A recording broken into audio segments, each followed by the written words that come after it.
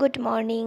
আবারও একটা নতুন সকাল, আমার নতুন একটা ব্লগে সবাইকে অনেক স্বাগত। এই যে সকাল সকাল আজকে ঘুম থেকে উঠে চলে এসেছি রান্নাঘরে। মাম্মামের স্কুল আছে, তাই মাম্মামের স্কুলের জন্য টিফিন বানাবো।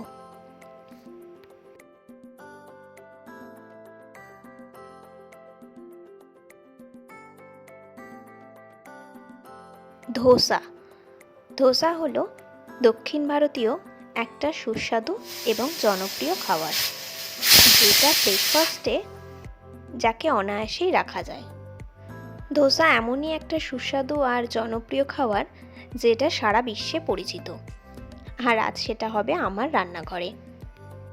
ওরে বাবা, সেরকম আহামরি কিন্তু কিছু হবে না, ওই যেটুকু আমি পারি সেটুকু করেই সবাইকে বানিয়ে দেব।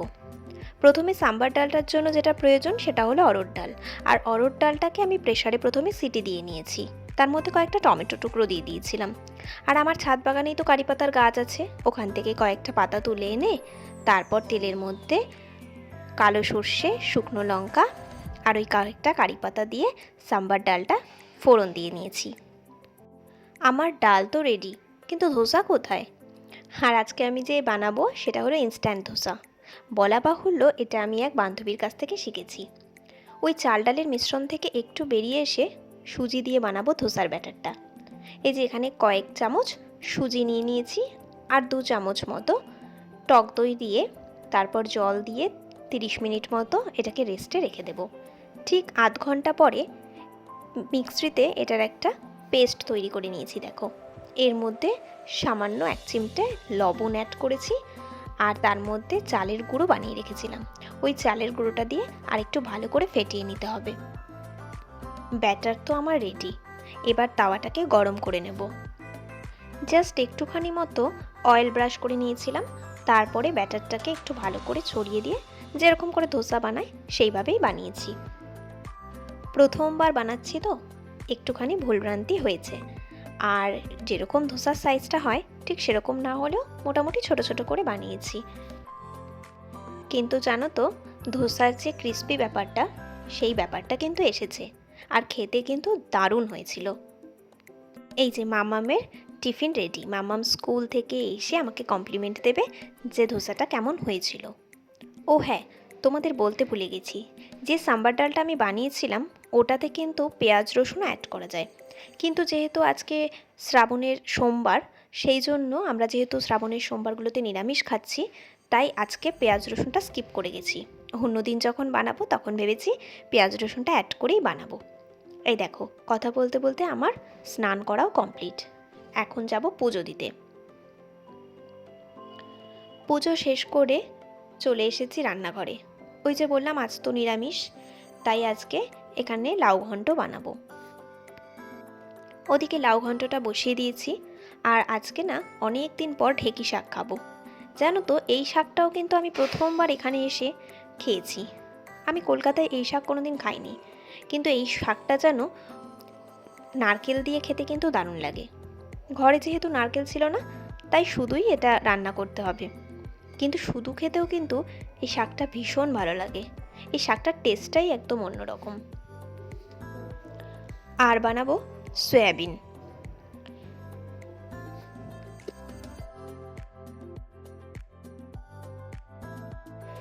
এই যে সয়াবিনের মশলাটা আমার রেডি হয়ে গেছে। এখানে আলু, টমেটো এগুলোও ভাজা হয়ে গেছে। এর মধ্যে মশলাটা দিয়ে এবার সয়াবিন দিয়ে ভালো করে কষিয়ে নেব।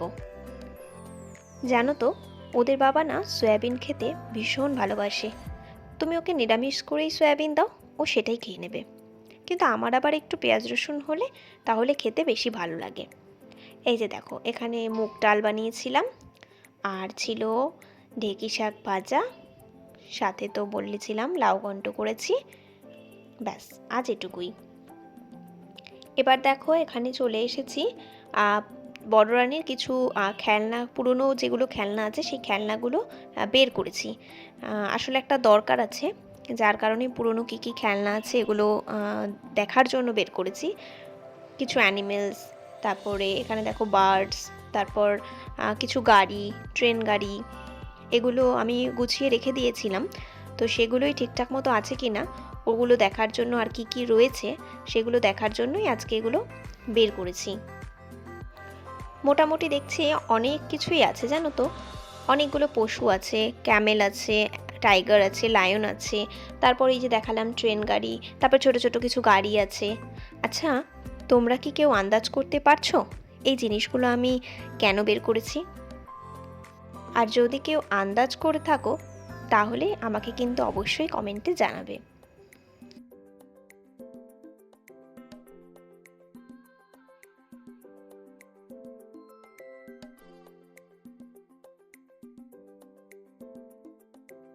দুপুর গড়িয়ে বিকেল হয়ে গেছে, আর এখানে কিন্তু আমি সাজুগুজু করার জন্য তৈরি হচ্ছি।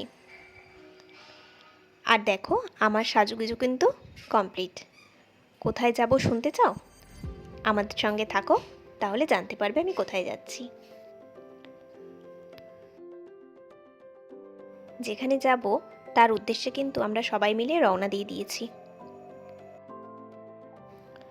দেখো কত আশা করে বেরিয়েছি, আর সেই আশায় জল ঢালতে ঝমঝমিয়ে বৃষ্টি শুরু হয়ে গেছে।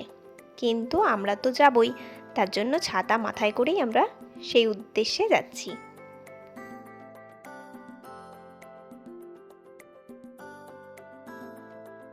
আমাদের গন্তব্যে আমরা কিন্তু পৌঁছে গেছি। এই যে রায়গঞ্জে এক্সপো মেলা এসেছে। অনেকদিন ধরেই ভাবছি যাব, কিন্তু আজকে আমাদের যাওয়ার সময় হয়েছে। আর এইদিকে দেখো সেই ছোটবেলার স্মৃতি, এগুলো আমরা কত কিনেছিলাম জানো তো। আর এখানে দেখো এতই বৃষ্টি হচ্ছে যার কারণে ময়ূর, তারপরে মেরিগো রাউন্ড সব বন্ধ আছে, একটা লোকও সেখানে ওঠেনি। আর এই যে বৃষ্টি ভিজে তারপরে আমরা বাড়ি ফিরেছি। আর এখানে কয়েকটা জিনিস কিনেছি আমার, যেগুলো খুব দরকারি ছিল। তার মধ্যে এটা হচ্ছে এই রুটির ছাঁকনিটা, এটা আমার নষ্ট হয়ে গেছে যার কারণে এটা কেনা। আর তারপরে শাশুড়ি মার জন্য দুটো ক্লিপ কিনেছি, একটা একটু বাইরে পরার জন্য ভালো, আর একটা রাফ ইউজ করার জন্য।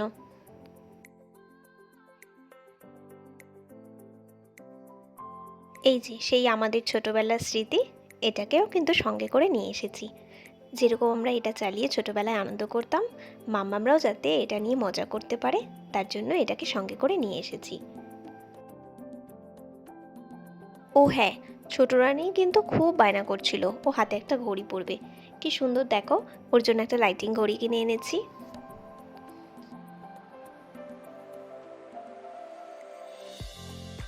ছোট রানীর জন্য জিনিস নিয়েছি আর বড় রানীর জন্য নেব না, তা কেমন করে হয়। ওর জন্য একটা গলার আর হাতের পুঁতি দেওয়া সেট নিয়েছি। এ দেখো এখানে একটা ছোট্ট কি সুন্দর পিঙ্ক কালারের ব্রেসলেট রয়েছে, আর পিঙ্ক কালারেরই একটা গলার সেট আছে। সাথে একটা দেখো বারবি লকেট রয়েছে। আমার দেখে এটা খুব পছন্দ হলো, তাই জন্য নিয়ে নিলাম।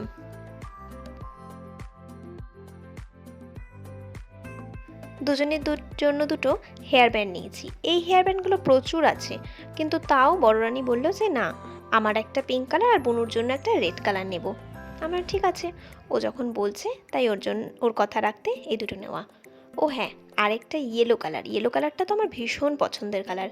এই ইয়েলো কালারের ব্রেসলেটটা দেখেও আমার পছন্দ হয়ে গেল, তাই এটা বড় রানীর জন্য নিয়ে নিলাম। আজ মোটামুটি এটুকুই শপিং করেছি, তোমরা জানিও কেমন লাগলো। আর আরও একদিন গিয়ে আরও কিছু শপিং করার ইচ্ছে রইল।